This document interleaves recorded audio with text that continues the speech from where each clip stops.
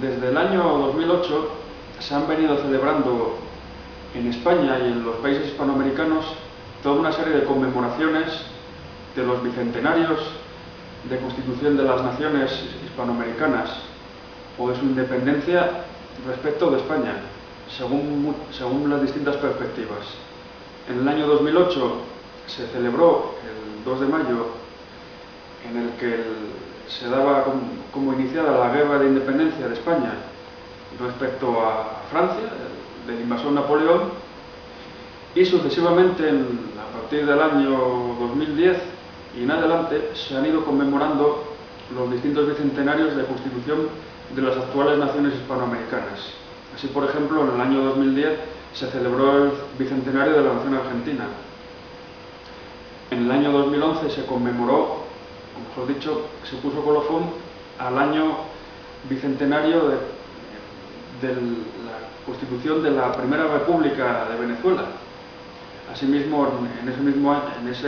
mismo año 2011 se conmemoró también el bicentenario de la independencia de la República del Paraguay, y otros muchos se seguirán celebrando. También en el año 1809 se conmemoró el bicentenario de Ecuador, y así sucesivamente se han ido conmemorando ya toda una serie de bicentenarios de estas actuales naciones hispanoamericanas. El año 2012 actual sería la conmemoración del bicentenario de la nación política española, con las Cortes de Cádiz. Sin embargo, en todos estos eventos bicentenarios existen una serie de interpretaciones de la historiografía que muchas veces no se corresponden con las morfologías actuales. Así, por ejemplo, lo que en el año 2009 se consideró como bicentenario de la República del Ecuador, de su constitución, era en realidad una especie de grito libertario y la constitución de una junta en la ciudad de Quito en nombre de Fernando VII. Hecho que también sucede pues, en el caso de Venezuela o de Paraguay, o incluso en el de Argentina, con distintas consideraciones en distintas coyunturas históricas en ese momento, pero que parecen obedecer a un mismo motivo: la defensa de la soberanía de Fernando VII, lo cual es ciertamente sospechoso. ¿Por qué considerar como un hito en la independencia de esos países lo que constituye una defensa de la soberanía del Rey de España, que se consideraría desde perspectivas indigenistas como el símbolo de la opresión de España sobre América? ¿Por qué esta apelación a Fernando VII? Porque, en realidad, la perspectiva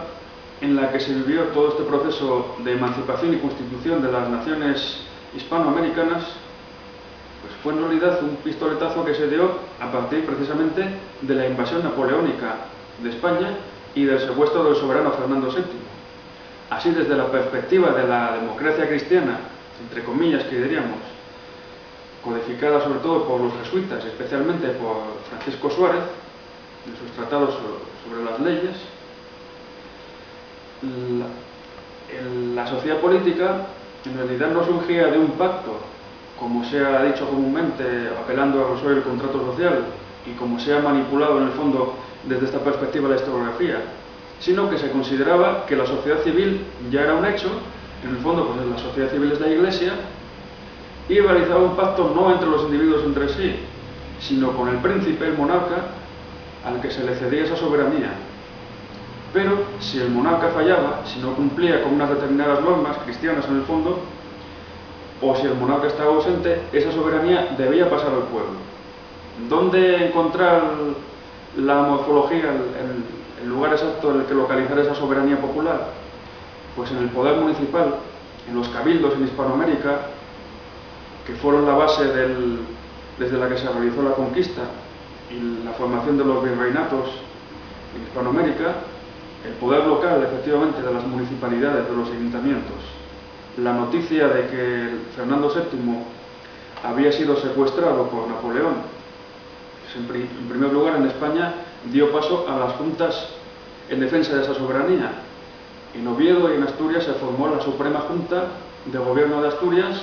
en nombre de la soberanía secuestrada de Fernando VII, que funcionó como un auténtico gobierno de España. Incluso, pues, pactó con Inglaterra el envío de suministros y después de armamento. Otras juntas en toda España pues ejercieron el mismo papel y poder, y después todas ellas apelaron a una junta central en Aranjuez en el mismo año 1808. Esta noticia llegó con un poco más de tardanza a América. En el caso de Buenos Aires, del Virreinato del Río de la Plata, hubo una serie de acontecimientos como fueron las invasiones inglesas en el año 1806 y 1807 que motivaron la caída del virrey que existía entonces y la puesta de Santiago de Liniers como virrey interino, que era francés, de origen francés, aunque estaba al servicio de España. Entonces, en medio de la vorágine de la invasión napoleónica, Liniers fue considerado un afrancesado, fue derribado y en 1810, tras un cabildo abierto, se formó una junta en defensa de la soberanía de Fernando VII, por ejemplo. En el caso de la Capitanía de Venezuela, lo que sucedió fue que la Junta Central, con el avance de Napoleón, se disolvió y se formó una especie de Consejo de Regencia que pidió a todos los virreinatos y las juntas americanas que se le obedeciese, se le considerase como depositario de esa soberanía. Y en cambio, pues en Venezuela no se hizo caso a aquella declaración y se declaró simplemente una junta de gobierno en nombre de los derechos de Fernando VII, siguiendo esta lógica de que el poder regresaba al pueblo. Y eso es lo que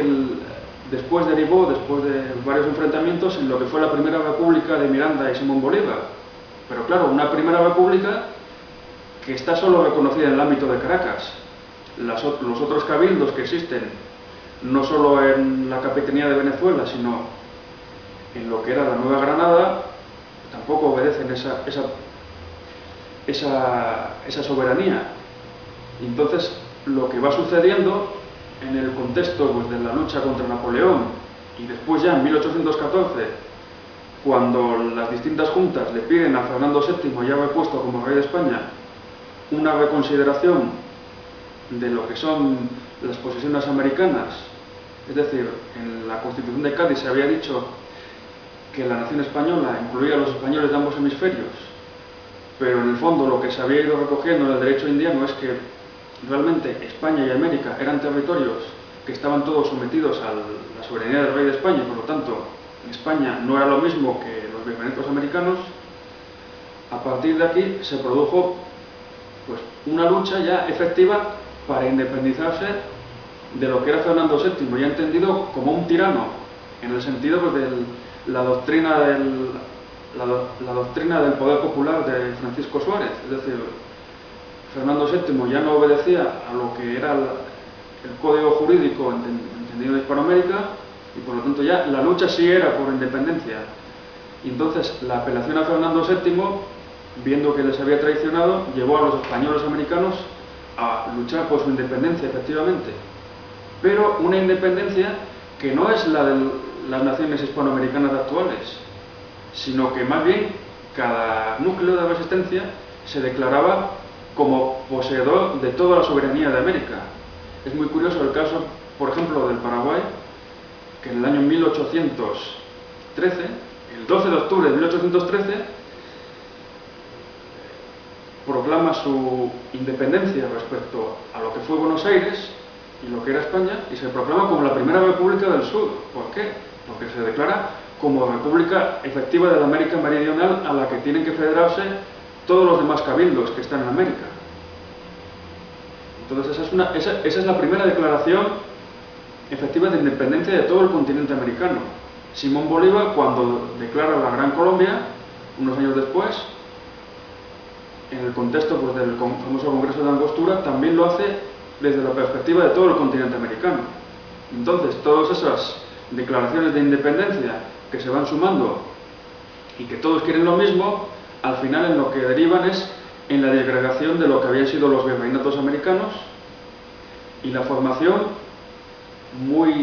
mucho más despacio de lo que se piensa en el fondo de las actuales naciones. Así, por ejemplo, después de la disolución de la Gran Colombia, con la muerte de Simón Bolívar en 1830, surge sí la República del Ecuador, surge también la República de Venezuela, que no es ya la primera, es la segunda, y surge Nueva Granada otra vez, es decir, lo que luego se llamará Colombia después de la primera mitad del siglo XIX, sigue llamándose Nueva Granada durante mucho tiempo. Argentina no se llamará Argentina tal cual, sino que sumida en esta vorágine de las juntas de defensa, en la que cada una se declara independiente y quiere federarse independientemente de las demás, y se sublevan todas ellas contra el poder central de Buenos Aires, se llamará Confederación Argentina, más o menos ficticia, pues prácticamente hasta mediados del siglo XIX. Entonces, la constitución de todas estas naciones hispanoamericanas, pues en el fondo era ficticia y solo pudo ir avanzándose ya varias décadas después de la independencia absoluta de España. Y en el fondo, todas estas fronteras que fueron trazándose sobre el mapa, porque no podían trazarse muchas de ellas, ni podían definirse pues, en el contexto pues, de accidentes geográficos tan complejos como son las cordilleras o las selvas. Estas fronteras fueron forjándose pues, en las luchas internas. Casi todas las guerras en Hispanoamérica durante el siglo XIX, incluso durante el siglo XX, por ejemplo, la guerra del Chaco entre Bolivia y Paraguay, son luchas por establecer las fronteras, por medir los territorios, la capa basal que diría Gustavo Bueno. De hecho, pues Chile le ganó todo el terreno todo el terreno marítimo a Bolivia en la guerra del Salitre, y de hecho pues todas las fronteras entre Argentina y Chile, entre Bolivia y Perú, pues fueron fronteras que se tuvieron que trazar pues, en situaciones bélicas muy complejas, con mediaciones de terceros, y solamente en esa perspectiva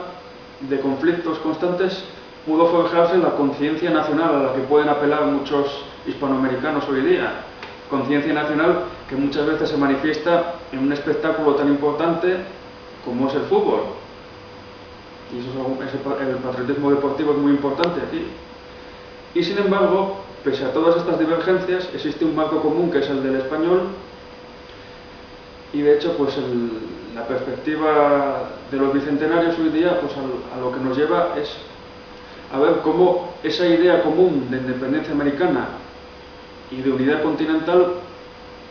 tuvo su mayor intensidad en el contexto de estos bicentenarios, y precisamente cuando se constituyeron las naciones hispanoamericanas actuales, que retrospectivamente se quieren ver herederas de esas declaraciones de independencia, pues ahí se ve que precisamente están más desunidas que nunca, y entonces la apelación a los bicentenarios de independencia de estas naciones en el fondo es puramente ficticia, es una interpretación retrospectiva que lo único que nos muestra pues, es la complejidad de todo este proceso histórico.